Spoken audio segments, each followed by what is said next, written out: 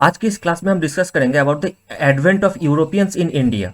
जैसे कि दोस्तों आप लोगों को पता है कि जो मॉडर्न इंडियन हिस्ट्री है इसकी शुरुआत होती है यूरोपियंस की इंडिया पे आने आने से, ठीक है ना। तो अगर हम देखें कि मॉडर्न जो हिस्ट्री है, मॉडर्न हिस्ट्री की जो यूरोपियन हिस्ट्री है और modern Indian history is related to each other. अब अगर हम एक वर्ड में दोनों हिस्ट्री को अगर हम कैरेक्टराइज करना चाहे, मतलब कि एक वर्ड में, मतलब कि अगर हम उस इंसिडेंट को ढूंढना चाहे कि जिसके which was at the centre of everything और बाकी सारे इंसिडेंट हुआ था revolving in that incident, okay. तो modern Indian history, sorry modern European history can be characterised with the growth of capitalism. देखिए यूरोपियन हिस्ट्री में जो भी चीजें हुई थी मॉडर्न यूरोपियन हिस्ट्री में, चाहे वो कोई भी रेवोल्यूशन हो, जैसे कि फ्रेंच रेवोल्यूशन हो, अमेरिकन रेवोल्यूशन हो, या फिर रशियन रेवोल्यूशन हो, और भी ग्रोथ ऑफ कॉलोनियलिज्म हो, कुछ भी हो, ठीक है, दैट और everything happened around revolving around capitalism, growth of capitalism, right. और अगर हम मॉडर्न इंडियन हिस्ट्री की बात करें तो जो भी मॉडर्न इंडियन हिस्ट्री में हुआ था that everything happened around the growth of colonialism. जैसे कि अगर हम बात करें Indian national movement, national movement क्यों हुआ था? Because of growth of colonialism, ठीक है। और इंडिया में जो भी रेवोल्यूशनरी एक्टिविज्म की स्टार्ट हुई थी that also took place because of colonialism, right. India की जो इकोनॉमी की बर्बादी हुई थी that also took place because of colonialism. तो this is the main incident that happened in the modern Indian history. अब देखिए यूरोपियन हिस्ट्री की जो कैपिटलिज्म है और इंडियन हिस्ट्री की जो कॉलोनियलिज्म है, they were very much interlinked with each other, they were very much interlinked with each other. इस बेसिस पे बोला जा सकता है कि growth of colonialism took place because growth of capitalism had taken place in modern European history, ठीक है। अगर कैपिटलिज्म की ग्रोथ नहीं हुई होती तो शायद यहां पे कॉलोनियलिज्म भी ग्रोथ नहीं हुई होती, राइट। और दूसरे तरीके से the capitalism survive because of growth of colonialism, ठीक है। अगर कॉलोनियलिज्म नहीं हुआ होता तो कैपिटलिज्म भी सर्वाइव नहीं किया होता यूरोपियन हिस्ट्री में, राइट। तो ये दोनों चीज एक दूसरे के साथ रिलेटेड है और एक दूसरे के ऊपर इंटरडिपेंडेंट है। अब देखिए इंडिया और यूरोप की जो इतिहास है, जो कनेक्शन है दोनों के बीच में, वो ट्रेड रिलेशन से बनता है, ठीक है ना। Basically there was trade relation between India and Europe from very ancient times. जैसे कि आप लोगों को पता होगा कि जब अलेक्जेंडर द ग्रेट ने 326 बीसी में इंडिया में इन्वेट किए थे, तब से यूरोप और इंडिया में, ग्रीस और यूरोप में एक ट्रेड रूट और ट्रेड रिलेशन एस्टेब्लिश हो गया था, राइट। तो 326 बीसी से ये चल रहा है।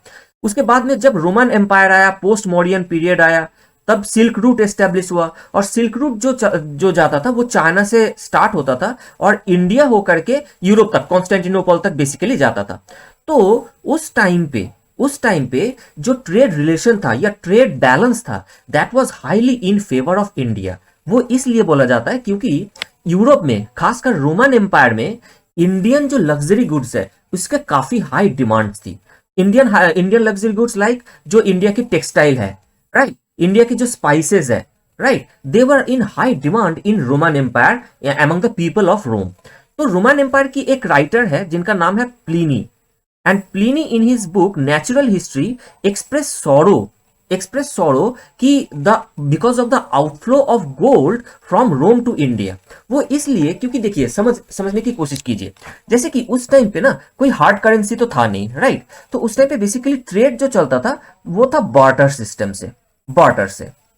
अब barter means exchange of goods. अब सोचिए suppose A is a person and B is a person, both wants to get involved in a trade relation, right? अब A के पास सरप्लस राइस है और B के पास सरप्लस व्हीट है। तो B के बीच में बार्टर तब भी पॉसिबल है जब A को व्हीट की जरूरत हो और B को राइस की जरूरत हो। इन सारे कंडीशंस में अगर एक भी कंडीशन सेटिस्फाई नहीं करता है ना तो A और B के बीच में बार्टर पॉसिबल नहीं है, राइट। तो this was the same condition between India and Europe. तो इंडियंस के पास बहुत कुछ था जिसकी जरूरत यूरोपियंस को थी, लेकिन यूरोपियंस के पास बहुत कुछ कम ही था जो जिसकी जरूरत इंडियंस को थी, राइट। तो इंडियंस के पास क्या था, जैसे स्पाइसेस, टेक्सटाइल, इन सारी चीजों की यूरोपियंस को जरूरत थी। लेकिन यूरोपियंस के पास ऐसा क्या था जिस चीज की इंडियंस को जरूरत थी? ऐसा कोई भी सामान नहीं था यूरोपियंस के पास। तो यूरोपियन से इंडिया को सिर्फ एक ही चीज चाहिए था, that was gold. Gold and silver, क्योंकि गोल्ड की कमी इंडिया में हमेशा से बना हुआ था और इंडिया में ज्यादा गोल्ड प्रोडक्शन था भी नहीं। इंडिया में गोल्ड माइंस जो थे बहुत ही माइनर गोल्ड माइंस है और ज्यादा प्रोडक्शन है नहीं, राइट। अब सोचिए, कभी ये सोचने की कोशिश कीजिए जैसे कि इंडिया में बहुत सारे फॉरेन इन्वेजन हुआ है, right, in the form of Ghazni, right. Ghazni ने इंडिया में 17 बार इन्वेट किया था और इंडिया को प्लंडर किया था, राइट। फिर घौड़ी, राइट, उसके बाद तैमूर शाह, फिर नादिर शाह। तो इंडिया में बहुत बार ऐसे फॉरेन इन्वेजन हुआ है और इंडिया का प्लंडर हुआ है। तो ये जब इन्वेडर्स जब इंडिया को इन्वेट करता था तो वो बेसिकली लूटता क्या था, इंडिया के जो टेम्पल्स थे, टेम्पल्स की जो गर्भगृह होता है वहां पे बहुत सारे जो गोल्ड होता है उसको उसको प्लंडर करते थे ये लोग, राइट।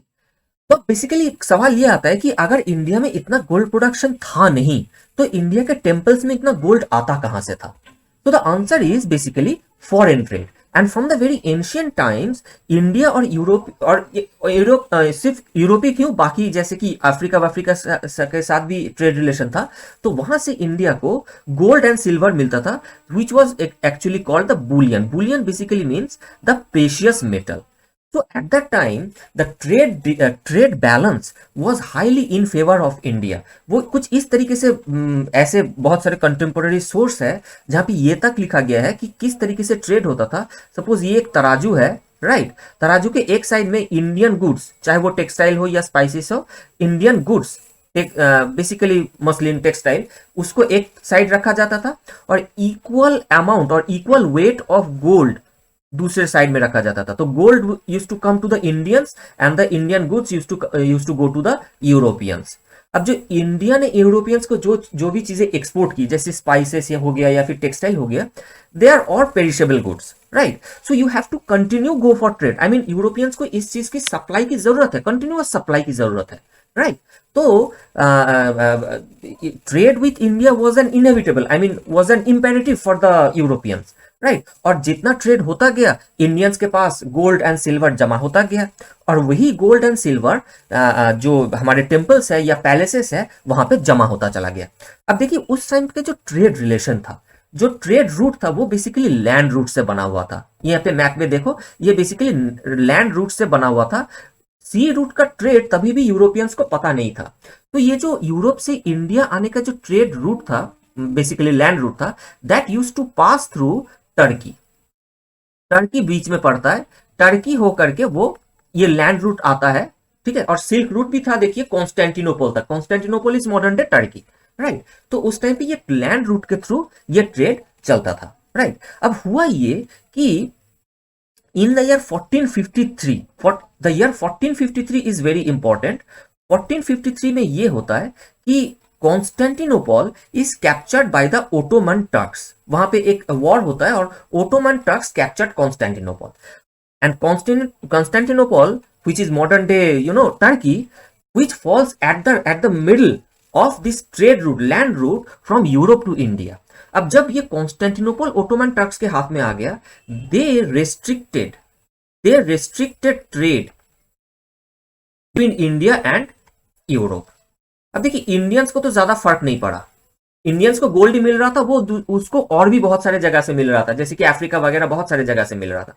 लेकिन यूरोपियंस के लिए ये बहुत बड़ा सेटबैक था, क्योंकि in the European market Indian goods की इतना ज्यादा डिमांड था कि यूरोपियन ट्रेडर्स के लिए ये एक बहुत बड़ा सेटबैक था। उनके बिजनेस में काफी नुकसान हो रहा था। तो इंडिया के रूट ढूंढने के लिए, इंडिया के लिए एक ऑल्टरनेटिव रूट ढूंढने की कोशिश करने लगे यूरोपियन लोग। और in this endeavor for this finding the alternative route to India, they started sea voyages।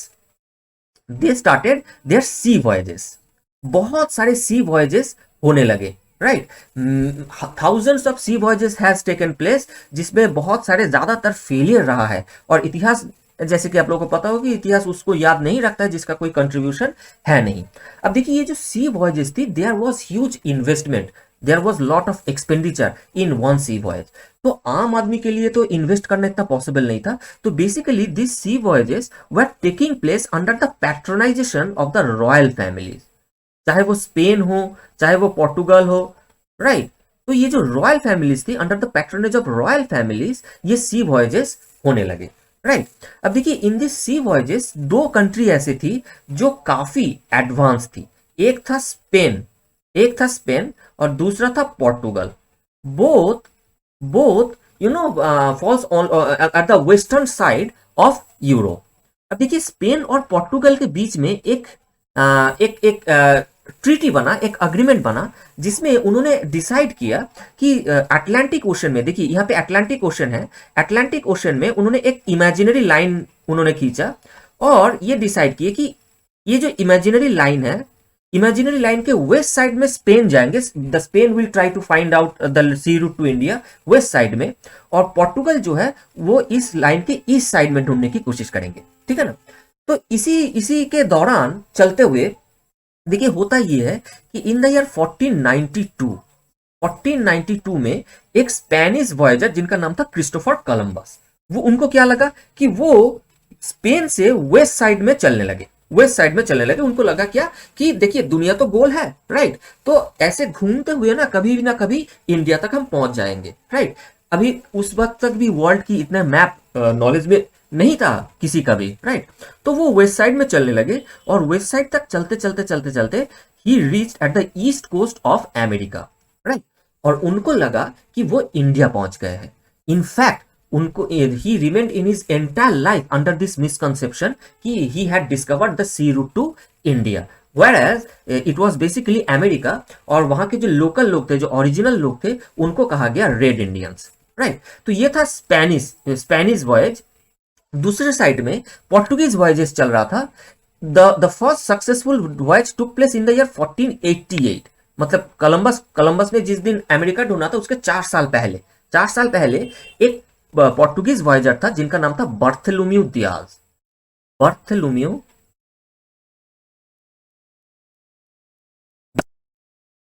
Diya's ने क्या किया, he started at the on the southern direction. तो अफ्रीका के ही वेस्ट कोस्ट में एक जगह था, ठीक है, अफ्रीका के ही वेस्ट कोस्ट में एक जगह था जिसको बोला जाता है केप ऑफ स्टॉर्म। तो उस जगह पे जब भी कोई भी शिप पहुंचता है तो वो शिप मतलब आंधी तूफान में आ जाता है और वो शिप डूब जाता था। तो बहुत फ्रीक्वेंट आंधी तूफान आता था, राइट। केप ऑफ स्टॉर्म बोला जाता है इसको। तो Bartholomew Dias for the first time in 1488 Cape of Storm cross करता है और फिर साउदर्न टिप ऑफ अफ्रीका में पहुंचता है, ठीक है। इसके आगे वो नहीं जा पाता है। इस जगह का वो नाम देते हैं केप ऑफ गुड होप, ठीक है। इससे 10 साल बाद 1498 में दूसरा एक पोर्टुगीज वॉयजर जिनका नाम था वास्को डा गामा, जिनका नाम आप सबने सुना होगा। वास्को डा गामा बर्थोलोम्यू दियाज के ही दिखाए हुए रास्ते पे आते हैं और वो पहुंचते हैं at the southern tip of Africa, Cape of Good Hope तक, और वहां पे आकर के वो ये सोचने लगते हैं कि अब किस साइड जाए, ठीक है। और उसी टाइम पे उनको एक गुजराती इंडियन शिप दिख जाता है और वो उस इंडियन शिप को फॉलो करने लगते हैं। जैसे कि हमने पहले भी डिस्कस किया कि इंडिया के साथ अफ्रीका का ट्रेड रिलेशन ऑलरेडी था। तो ये जो सी रूट था, this sea route was unknown to the Europeans, but this sea route was not unknown to the Indians के लिए तो ये बहुत पहले से था, ठीक है। तो वो गुजराती शिप को फॉलो करने लगते हैं और फिर 1498 में वेस्ट कोस्ट ऑफ इंडिया वो पहुंचते हैं एट कालीकट, ठीक है। कालीकट में वो पहुंचते हैं, राइट। तो कालीकट के जो रूलर थे Zamorin was the official post for being called for the ruler of Calicut. तो जैमोरिन इनको वेलकम करता है और वो ट्रेड करते हैं। इस ट्रेड के दौरान he makes huge profit whatever he invested or whatever expenditure he had made in this entire voyage। तो वास्को ड गामा की इस सक्सेस के बाद पोर्टुगीज को इंडिया के सी रूट मिल जाता है और इंडियन बिजनेस यूरोपियंस के लिए इतना ज्यादा मतलब कि प्रॉफिटेबल था कि ये सी रूट पोर्टुगीज ने कभी किसी को डिस्क्लोज नहीं किया, ठीक है ना। तो देखिए पोर्टुगीज आते हैं इंडिया 1498 में, जो नेक्स्ट आते हैं डच इंडिया पहुंचते हैं 1596 में, 1596 में, मतलब इतने गैप के बाद डच पहुंचते हैं इंडिया, राइट। और इस दौरान पोर्टुगीज का जो एक्टिविटीज रहा था इंडिया में, इसको हम लोग दूसरे एक वीडियो में हम डिस्कस करेंगे। तो देखिए यहाँ पे तो यूरोपियंस की जो इंडिया में आने का जो कहानी है, ये हम यहाँ पे डिस्कस कर रहे हैं, ठीक है। तो 1498 पे पोर्टुगीज आते हैं, 1596 में डच आते हैं, और इसके बाद तुरंत कुछ कुछ दिनों में और भी यूरोपियन ट्रेडर्स आने लगते हैं, जैसे कि 1600 में ही ब्रिटिश आ जाते हैं। 1498 में पोर्टुगीज, 1596 में डच, और 1600 में ब्रिटिश पहुंच जाते हैं, और सबसे लास्ट में पहुंचते हैं यहाँ पे French, who reaches India in 1664 में फ्रेंच पहुंचते हैं, ठीक है ना। और ये जो यूरोपियन ट्रेडर्स इंडिया में आते हैं एक के बाद एक, in this among these European traders also inter-European rivalry started between them. तो हम आगे एक नेक्स्ट वीडियो हम बनाएंगे, उसमें we will discuss about the activities of the Europeans in India after they came to India. देखिए जब वो इंडिया में आए, मतलब कि पोर्टुगीज तो बहुत पहले ही आ गए थे, लेकिन जब ब्रिटिश डच आए तब इंडिया में स्ट्रॉन्ग मुगल रूल चल रहा था, right. And as long as the Mughal rule, the central authority was strong, तब तक ब्रिटिश या फिर कोई भी यूरोपियंस ने इंडिया को कॉलोनाइज करने के बारे में सोचा भी नहीं था, वो सोच भी नहीं सकते थे। लेकिन 1707 के बाद जब मुगल की डिक्लाइन होने लगी, तब से सिचुएशन कुछ बदलने लगा और इंडिया में बहुत सारे रीजनल पावर्स की राइज होने लगी, जैसे कि बंगाल, अवध, मराठा, मैसूर, हैदराबाद, ऐसे बहुत सारे रीजनल पावर्स की राइज होने लगी। और this regional power started to get involve in a power struggle among themselves. और इसी दौरान ये जो यूरोपियन ट्रेडर्स थे, उनके पास भी आर्मी थी, और उन्होंने सोचा क्यों ना हम भी एक स्टेक होल्डर्स बने to capture power in India. तो वो भी इस पावर स्ट्रगल में इन्वॉल्व हो गए और इंडिया के धीरे धीरे कॉलोनाइज होने लगी। तो ये एक दूसरी कहानी है जो कि हम एक दूसरे वीडियो में, लेक्चर में हम डिस्कस करेंगे। तो ये था कहानी में basically the advent of the Europeans in India. तो आज के लिए इतना ही, मिलते हैं दूसरे वीडियो में।